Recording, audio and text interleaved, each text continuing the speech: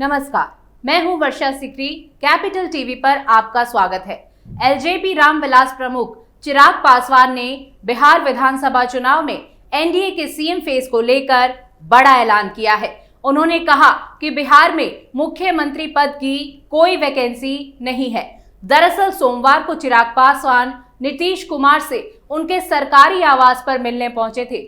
इस मुलाकात के दौरान जमुई से एलजेपी रामविलास के सांसद अरुण भारती और बिहार सरकार के वरिष्ठ मंत्री और जेडीयू नेता विजय कुमार चौधरी भी मौजूद थे। नेताओं के बीच क्या बातचीत हुई है, इस बारे में अभी तक कुछ भी सामने नहीं आया। हालांकि माना जा रहा है कि आगामी बिहार चुनाव में सीट शेयरिंग को लेकर चिराग सीएम नीतीश से बातचीत करने पहुंचे थे। चिराग पासवान गुलदस्ता लेकर सीएम नीतीश से मिलने पहुंचे थे। चिराग पासवान को सामने देखकर अपने स्वभाव के मुताबिक नीतीश कुमार ने मुस्कुराते हुए उनका स्वागत किया। उनसे मिलने के बाद चिराग पासवान ने मीडिया से सीएम फेस को लेकर बात की और ये साफ कर दिया कि एनडीए नीतीश कुमार के नेतृत्व में चुनाव लड़ने वाली है और चुनाव के बाद एनडीए की मजबूत सरकार बनेगी। चिराग ने कहा कि उन्हें पूरा भरोसा है कि चुनाव के नतीजों के बाद नीतीश कुमार के नेतृत्व में प्रधानमंत्री नरेंद्र मोदी की सोच वाली एक मजबूत सरकार बनेगी, जिसके लीडर नीतीश कुमार ही होंगे। चिराग पासवान ने बिहार की राजनीति में एक्टिव होने की अपनी इच्छा को खुलकर मीडिया के सामने रखा। उन्होंने कहा वो पहले बिहारी हैं और उनका राजनीति में आने की वजह बिहार और बिहारी ही हैं। उनकी बिहार आने की इच्छा है और वो जल्द आएंगे। चिराग पासवान ने कहा कि वो बिहार और बिहारी को फर्स्ट बनाना चाहते हैं और वो जल्द ही अपना सपना पूरा करेंगे। आइए आपको सुनाते हैं कि चिराग पासवान ने और क्या कुछ कहा। है कि मैं बिहारी पहले हूँ और मेरा राजनीति में आने का कारण ही बिहार और बिहारी रहे हैं। दिल्ली में रहा हूँ, बम्बई में मैंने काम किया और मैंने देखा है कि किन कठिन परिस्थितियों में बिहारियों को वहाँ पे जूझना पड़ता है। और आने वाले दिनों में मैंने खुल के अपनी इस मंशा को सामने रखा है कि जल्द मैं बिहार आना चाहता हूँ और मैं बिहार आऊँगा।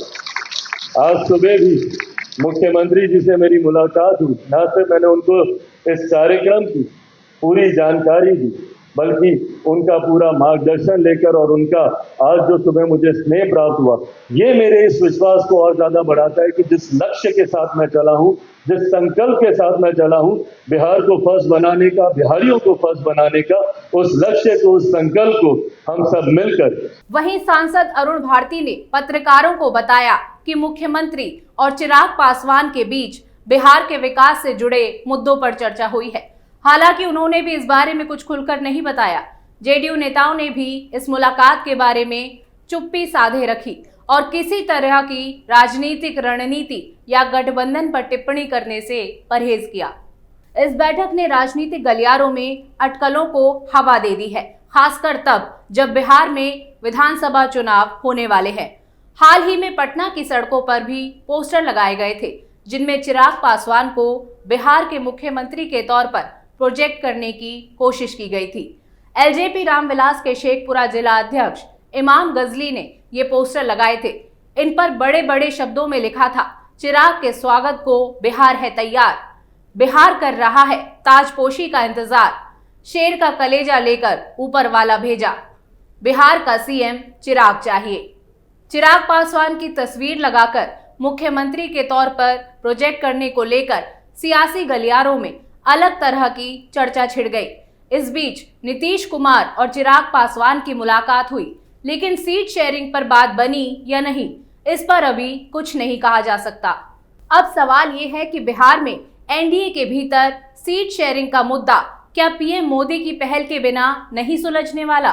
बिहार चुनाव से पहले एनडीए के भीतर सीट शेयरिंग का मुद्दा क्यों एक जटिल पहेली बना हुआ है? क्या पीएम मोदी का 29 मई को बिहार आना और रात को पटना में रुकना किसी सियासी संदेश की तरफ इशारा तो नहीं कर रहा? पीएम मोदी 29 मई देर रात को पटना पहुंचेंगे। पीएम 30 मई को लोकनायक जयप्रकाश नारायण हवाई अड्डे के नए टर्मिनल भवन का उद्घाटन करेंगे और रोहतास के बिक्रमगंज में एक जनसभा को भी संबोधित करेंगे। पीएम मोदी 4 महीने में तीसरी बार बिहार आ रहे हैं। खास बात यह है कि पीएम मोदी की पहलगाम हमले के बाद पहली सभा भी बिहार में हुई थी और ऑपरेशन सिंदूर के बाद पहली सभा भी 30 मई को बिहार में ही होने वाली है। पीएम मोदी एक दिन में पटना में रुके बिना भी कई योजनाओं का शिलान्यास और रैली दोनों एक दिन में कर सकते थे। 29 मई की रात को ही पटना में रुकने का आखिर मकसद क्या है? क्या नीतीश और चिराग पासवान में सीट शेयरिंग का मामला सुलझ नहीं रहा है? क्या बीजेपी अध्यक्ष जेपी नड्डा और केंद्रीय गृह मंत्री अमित शाह भी सीट शेयरिंग का मुद्दा नहीं सुलझा पाए?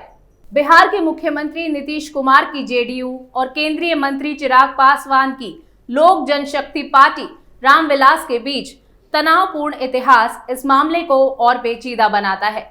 अपने चाचा पशुपति कुमार पारस की वजह से लंबे समय तक राजनीतिक वनवास झेलने के बाद 2019 लोकसभा चुनाव में चिराग पासवान ने मजबूती से वापसी की। 2020 के बिहार चुनाव में उन्होंने आधी से ज्यादा सीटों पर अपने उम्मीदवार उतारे थे, खासकर उन सीटों पर जहां नीतीश कुमार की पार्टी जेडीयू चुनाव लड़ रही थी। चिराग को तो फायदा नहीं हुआ, लेकिन नीतीश कुमार की जेडीयू को नुकसान हो गया। बिहार विधानसभा में जेडीयू तीसरे नंबर की पार्टी बन गई। इसके बाद नीतीश कुमार ने 5 साल में 3 बार मुख्यमंत्री पद की शपथ ली। इतना ही नहीं, इसको एनडीए के अंदर की एक साजिश के तौर पर देखा गया था, जिसमें चिराग पासवान को बीजेपी के साथ होने की बात कही गई थी। राजनीतिक एक्सपर्ट्स के एंगल से समझे तो 2020 के विधानसभा चुनाव में मुख्यमंत्री नीतीश कुमार को डैमेज करने के लिए चिराग पासवान को खड़ा किया गया था। हालांकि 2024 में चिराग ने एनडीए के साथ गठबंधन मजबूत किया और हाजीपुर समेत 5 सीटें जीती। सोमवार को पटना में केंद्रीय मंत्री और एलजेपी रामविलास के सुप्रीमो चिराग पासवान और सीएम नीतीश कुमार के बीच मुलाकात से बात नहीं बनी, तो अब नया फॉर्मूला खोजा जा रहा है। सूत्रों के मुताबिक चिराग और नीतीश में मुलाकात बीजेपी के एक बड़े नेता की पहल पर हुई थी, लेकिन लगता है कि बात नहीं बनी। ऐसे में प्रधानमंत्री नरेंद्र मोदी की बिहार यात्रा इस डेडलॉक को तोड़ सकती है। तो क्या चिराग पासवान और नीतीश कुमार चर्चा के लिए एक टेबल पर बैठने वाले हैं? एनडीए में सीट शेयरिंग एक बड़ी चुनौती है। बिहार विधानसभा की 243 सीटों के लिए एनडीए के घटक दलों BJP, JDU, LJP Ramvilas, Hindustani Awam Morcha और राष्ट्रीय लोक मोर्चा के बीच सीट बंटवारे पर सहमति बनाना आसान नहीं है। 2024 के लोकसभा चुनाव में एनडीए ने बिहार में 40 में से 30 सीटें जीती, जिसमें जेडीयू को 12, बीजेपी को 12 और चिराग की एलजेपी को 5 सीटें मिली थी। लेकिन विधानसभा चुनाव में सीटों की संख्या ज्यादा होने और स्थानीय समीकरणों की वजह से ये मुश्किल है। चिराग पासवान 40 से अधिक सीटों की मांग कर रहे हैं, जबकि जेडीयू 100 से ज्यादा सीटों पर दावा ठोक रही है।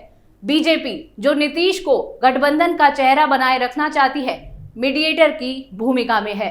सीट शेयरिंग की पॉसिबिलिटी की अगर बात करें तो बीजेपी 100 से 110 सीटें, जेडीयू 90 से 100 सीटें, एलजेपी रामविलास 20 से 30 सीटें, हिंदुस्तानी आवाम मोर्चा और आरएलएम को 2 से 7 सीटें मिल सकती हैं। पीएम मोदी की मौजूदगी में ये फॉर्मूला फाइनल हो सकता है। 2020 में जेडीयू और बीजेपी ने लगभग बराबर सीटें शेयर की थी, जबकि एलजेपी को अलग राह चुनने की वजह से नुकसान हुआ था। इस बार चिराग की मांग को बैलेंस करने के लिए बीजेपी अपनी कुछ सीटें एलजेपी को दे सकती है, जैसा कि 2024 में हुआ था। कुल मिलाकर चिराग की 40 से ज्यादा सीटों की मांग जेडीयू के लिए स्वीकार करना मुश्किल हो सकता है, क्योंकि नीतीश अपने कोर वोट बैंक कुर्मी और ईबीसी को मजबूत रखना चाहते हैं। पीएम मोदी की बिहार यात्रा और पटना में संभावित बैठक एनडीए के लिए सीट शेयरिंग के फॉर्मूले को अंतिम रूप देने का एक सुनहरा अवसर है। उनका हस्तक्षेप नीतीश और चिराग के बीच भरोसा बढ़ा सकता है और राष्ट्रवादी भावनाओं का फायदा उठाकर गठबंधन को एकजुट किया जा सकता है। अगर बीजेपी चिराग को 25 से 30 सीटें और नीतीश को 100 से ज्यादा सीटें देने में बैलेंस बना पाती है, तो एनडीए 2025 में 220 से ज्यादा सीटों के अपने लक्ष्य को पूरा कर सकती है। पीएम मोदी, जिन्हें चिराग ने 2024 में गठबंधन का समर्थन करते हुए गले लगाया था, दोनों नेताओं को जोड़ने के लिए एक मजबूत डोर का काम कर सकते हैं। उनकी मौजूदगी से नीतीश को आश्वासन मिल सकता है कि चिराग गठबंधन की एकता को नुकसान नहीं पहुंचाएंगे। हर खबर से जुड़ी अपडेट आपको कैपिटल टीवी पर यूं ही मिलती रहेगी। कमेंट सेक्शन में हमें बताइएगा जरूर कि आपको ये वीडियो कैसा लगा और कैपिटल टीवी को लाइक, सब्सक्राइब और शेयर करना ना भूलिए। फिर मिलते हैं। नमस्कार।